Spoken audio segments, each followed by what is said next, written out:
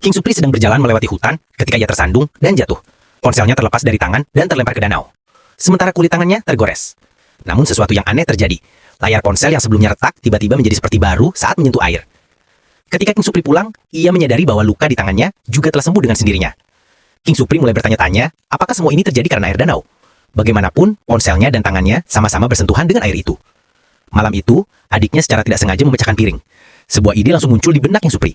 Ia mengumpulkan semua barang rusak di rumah dan membawanya ke danau. Saat kembali, semua benda di dalam tasnya telah sepenuhnya pulih.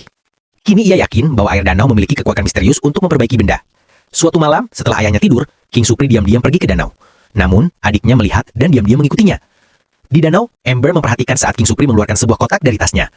Ia tampak gugup karena itu adalah buku sketsa milik Amber. King Supri ingin melihat apakah gambar di dalamnya dapat hidup dengan air danau. Amber terkejut dan menuntut penjelasan. King Supri panik dan berbohong, mengatakan bahwa itu bukan buku sketsanya. Amber tidak mempercayainya. Mereka mulai berebut buku itu.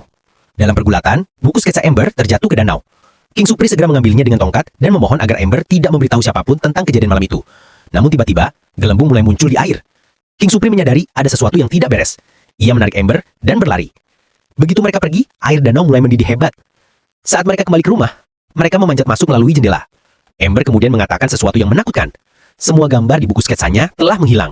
King Supri terkejut. Saat itu juga suara-suara aneh bergema dari hutan. Ia langsung mengerti, danau itu telah menyerap semua gambar yang pernah dibuat Amber. Keesokan paginya, ayah mereka datang membangunkan. Tetapi anak-anak sudah terbangun. Amber bersembunyi di lemari. Ketika ayah mereka bertanya mengapa, Amber menjawab bahwa seseorang telah mengetuk jendela mereka semalam. Ayah mereka tertawa dan mengatakan mungkin hanya tupai. Namun saat membuka jendela, terdapat noda kuning aneh di sana. Jelas bukan dari tupai. Setelah ia pergi, Amber bertanya kepada King Supri apa yang sebenarnya terjadi tadi malam. Sementara itu, ayah mereka mulai curiga bahwa anak-anaknya menyembunyikan sesuatu. Ia menghentikan King Supri dan dengan lembut memintanya berkata jujur. Akhirnya King Supri mengaku semuanya. Ia mengungkap rahasia danau dan mengatakan bahwa ia takut gambar-gambar aneh Amber bisa menjadi hidup. Ayah mereka awalnya terkejut, lalu berkata, "Ayo, masuk ke mobil." King Supri menyadari bahwa ayahnya tidak mempercayainya. Ia mengantar anak-anak ke sekolah dan pulang. Saat membereskan rumah, ia melihat bahwa piring yang dipecahkan Amber beberapa hari lalu telah utuh kembali. Sementara itu, di besar sekolah, King Supri merasa gelisah. Amber menatap keluar jendela. Tiba-tiba cahaya biru melintas di langit. Lalu dari ladang jagung muncul makhluk biru aneh. Wujudnya hampir seperti mainan raksasa.